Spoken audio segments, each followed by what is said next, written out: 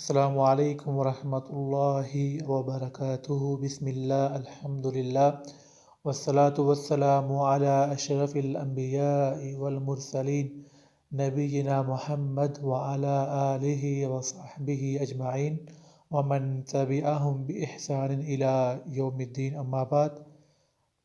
آج ہمارا دوسرا بیان ہے اور آج کے بیان کا عنوان یہ ہے 3 مسائل کہ جن کا علم حاصل کرنا اور ان پر عمل کرنا ہر مسلمان مرد اور عورت پر واجب ہے۔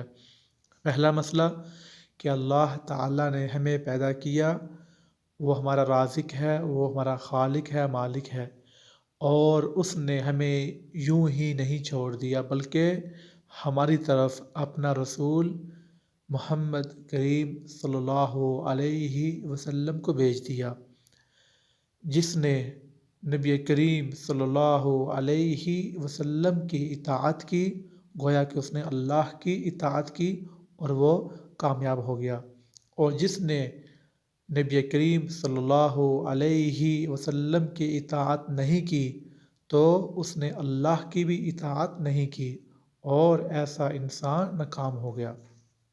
دوسرا جو مسئلہ ہے آج کا کہ شرک، اللہ تعالیٰ کو شرک بالکل بھی قبول نہیں ہے۔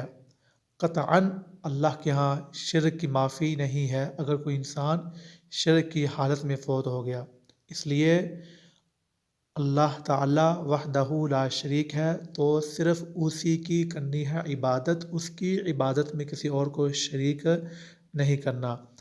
آج کا تیسرا اور آخری مسئلہ کیا ہے کہ جس نے اللہ کی اطاعت کی، نبی کریم صلی اللہ علیہ وسلم کی اطاعت کی، تو اس کے لیے ہرگز جائز نہیں ہے کہ وہ کسی بھی ایسے شخص سے محبت رکھے یا محبت کرے کہ جو اللہ اور اس کے رسول سے محبت نہیں کرتا۔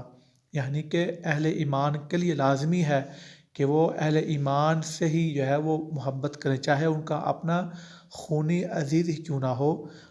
کوئی بھی ایسا انسان جو اللہ اور اس کے رسول سے محبت نہیں کرتا تو ہمارے لیے جائز نہیں ہم جو ہے اس سے محبت کریں۔ اسلام میں محبت، تعلق، دوستی کی بنیاد اللہ اور اس کے رسول سے محبت ہے۔ وآخر دعوانا الحمدللہ رب العالمین۔